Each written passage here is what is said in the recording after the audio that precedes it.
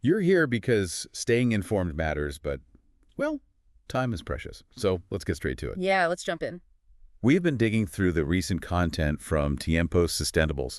Think of it as your go-to digital magazine for all things sustainable happening in Chile and really across Latin America. It really is a fascinating resource. I mean, it covers Yeah. everything from the latest in green tech and, changing environmental policies Right. to the actual concrete actions being taken on the ground by communities, by businesses. You see this incredible range. Yeah, you really do. From like how we grow our food to tackling these really significant environmental threats. Exactly. And what grabs you immediately is just the sheer breadth of topics they get into. Hmm. We're talking cutting-edge science, Yeah. like genetic editing in agriculture, Hmm. right alongside urgent stuff like the microplastic mess in our oceans. It gives you a real-time snapshot, doesn't it? It does, a snapshot of a region that's, well, deeply engaged with both the potential and, let's face it, the challenges of building a sustainable future. So our goal in this deep dive is basically to pull out the key insights from their recent articles, give you a clear understanding of the main movements and also the hurdles still out there in Latin America's sustainability journey. Okay, where should we start? Maybe with something quite innovative. That seems to be gaining steam in Chile. Genetic editing in agriculture. Yes, good one. There were a couple of interesting pieces on that in mid-April. And what stands out, I think, is the narrative around Chile really positioning itself like at the forefront here. Yeah, the articles highlight what they call a pioneering regulation. Apparently, it's actually helping speed up advancements in using genetic editing for, improving crops. And the focus isn't just, say, bigger yields. It's about developing crops with better nutrition, more resistance to pests and diseases, Right. and ultimately crops that are just more sustainable to grow. It presents a potentially powerful set of solutions, really. What's interesting about this regulation, maybe compared to elsewhere in Latin America, is that this focus on enabling innovation. Yeah, that seems to be the key. Enabling innovation while presumably keeping safety standards in place, that could be a huge factor in why they're moving relatively quickly. Right. Which does make you wonder if other countries might look at a similar approach down the line. Exactly. It raises that question. And it's not just about the big agricultural giants either. The articles specifically mention the potential for these breakthroughs to help small farmers. Which feels really important, doesn't it, for making sure progress is, fair and equitable. Absolutely. And of course, the idea of better quality food, well, that impacts everyone. Okay, so moving from farms to finance and policy, Tiempos Sustentables also covered a Sustainability Taxation Guide 2025 around the same time. Sustainability taxation, that sounds significant. What's the core idea there? Well, the guide points to Article 8 of a specific law, Law 21.713. And at its heart, it seems to be about encouraging, let's say, responsible fiscal compliance. Responsible compliance. Okay. Yeah, the key principles seem to be transparency for businesses, clear legal rules, and this interesting term, cooperative compliance. Cooperative compliance. Let's unpack that a bit. Does that suggest something more than just, paying your taxes on time? I think so. It suggests moving towards a system that actually aligns tax behavior with broader sustainability goals. Okay. The guide indicates that taxpayers, businesses, are increasingly expected to put measures in place that, well, enhance the quality of their fiscal compliance. So it means businesses are kind of expected to proactively weave sustainability into their tax planning and reporting, Yeah. going beyond just the bare minimum legal stuff. Precisely. Yeah, maybe involving things like transparent reporting on environmental impacts or investing in sustainable practices that might have tax benefits or implications. And that cooperative part suggests maybe less stick, more carrot, a more collaborative feel between government and business. That seems to be the idea. Moving away from purely punitive measures. Yeah. It's a big shift, potentially. It'll be really interesting to see how effective it is in actually driving change on the ground. Yeah, absolutely. That's a fascinating link between finance and environmental responsibility. Yeah. Now, obviously, tackling these huge sustainability challenges needs everyone pulling together. Definitely. And Tiempos Sustentables covered the 2025 Business Forum for the SDGs in Latin America and the Caribbean. That was at CEPAL in early April. Right. And the real significance of that forum, I think, is its direct aim, Right. fostering much better collaboration between the private sector and the public sector. Getting them in the same room, talking strategy. Exactly. The goal was exploring how these two, vital parts of society can work together better to speed up progress on the 2030 Agenda for Sustainable Development, those big global goals. Makes sense. You need businesses driving innovation, putting money into sustainable solutions. But you also need governments providing the right policies, the supportive regulations. So this forum sounds like it was a pretty crucial space for making those connections. It really highlights this growing understanding, I think, that sustainability isn't just, say, an environmental issue tucked away in a corner.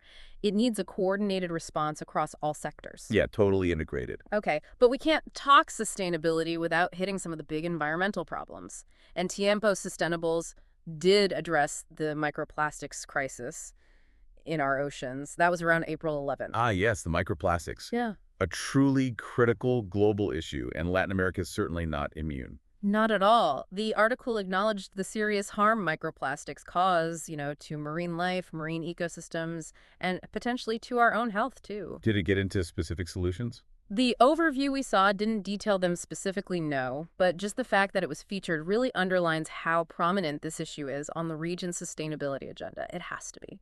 It's definitely a stark reminder, isn't it? While we see progress in some areas, we're still grappling with these incredibly serious, pervasive environmental threats. Yeah.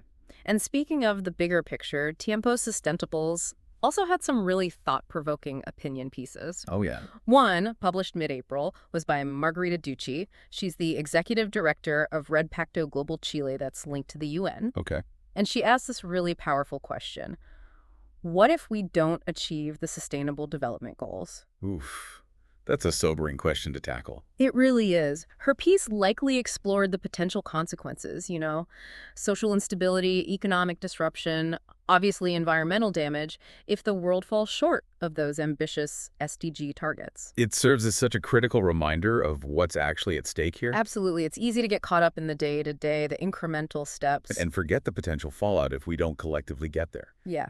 There was another opinion piece, too, around early to mid-April. This one from Carlos Fredes Garcia of Oneca, Chile. Oneca, Chile. Aren't they involved in desalination? That's right. His piece focused on desalination efforts up in Antofagasta, but also linked it to discussions at the Inter-American Development Bank's annual meeting. Ah, interesting connection. So linking local initiatives like desalination for a water-scarce place like Antofagasta with those broader regional, even international talks like at the IDB. Exactly. It suggests this awareness that local solutions often need that bigger backing, right? Support from larger financial institutions, supportive policy frameworks to really work and to scale up effectively. Makes sense. Desalination, for instance, could be vital for water security in many dry areas. Crucial. But it has its own environmental footprint, its own economic questions.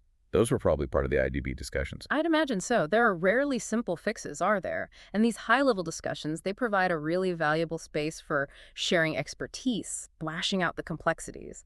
Definitely. Now, just to give a sense of how broad Tiempos Sustentables coverage really is, they also briefly mentioned a whole load of other articles. Yeah, there was quite a mix. We saw headlines like, Discover the 50 Most Profitable Green Niches of 2025, which sounds intriguing. Always good to know where the opportunities are. And Integrating Sustainability as a Business Strategy, plus even LEV Station, Sustainability in the Santiago Metro. It really shows how diverse the whole sustainability umbrella is, doesn't it? From spotting new green business angles to looking at how it plays out in everyday infrastructure like the metro. It truly highlights that multifaceted nature, pinpointing new economic opportunities in the green sector, analyzing how sustainability gets woven into daily life. Right. And it wasn't just these big picture topics either. They also touched on community level stuff. Like what? Well, there was Seremi Medio Ambiente, the Environment Ministry, calling for responsible consumption, specifically around food and plastics during Holy Week. Ah, targeting consumer behavior. Yeah. And a pilot program for artisanal fishermen in Ancud focused on using economic tools to help conserve biodiversity. Interesting. Empowering local communities. And then there was something slightly unexpected. Chile apparently being a leader in managing industrial odors in Latin America. Odor management. Okay, that's specific. It is. But it's a good reminder that sustainability touches on areas you might not immediately think of. True. But these examples, they really underscore how critical it is to involve communities, local stakeholders in these bigger efforts, from the choices we make as shoppers to supporting sustainable jobs locally. It all adds up. We also saw mentions of Papa John's expanding in Chile, Mm, which seems like just business news. on the surface. But it has knock-on effects, right? Yeah. For local economies, supply chains, possibly even resource use, depending on how they operate. Definitely. And there were quotes from Johanna Badia at Clinica Davila talking about their hospital's commitment to sustainable practices in healthcare. Right, so it's filtering into different sectors. Exactly. And that plus Karina Toledo's work getting sustainability into higher education via the Red Campus Sustentable. It really shows this isn't just about government or NGOs anymore. No, it's businesses, universities, individuals all recognizing they have a part to play and hopefully taking action. But it wasn't all positive reinforcement. The picture wasn't entirely rosy. No, what else? There was a mention of concerns being raised about how coherent Chile's NDC 2025 climate commitments are, specifically in the energy sector. Okay, the NDCs, the nationally determined contributions under the Paris Agreement, their emission reduction goals. Exactly. So this suggests there are still maybe challenges in making sure national goals really line up with those international promises across all the different parts of the economy, like energy. That points to potential gaps or inconsistencies. Seems like it. And there was also a note about an upcoming research conference focused on mining and metallurgy at the Universidad Católica del Norte. So still needing to figure out how to make those traditionally heavy industries more sustainable. Precisely. Highlighting that ongoing need for research and innovation, even in tough sectors. That's a crucial point to remember, isn't it? Progress isn't always linear. There are bumps, inconsistencies, areas that need more work. For sure. But the fact that these concerns are being raised, being discussed openly, that's actually probably a positive sign. It shows there's an ongoing, evolving conversation happening. Yeah, transparency is key. So when we kind of pull all this together, what are the main themes jumping out from this Tiempos Sustentables snapshot?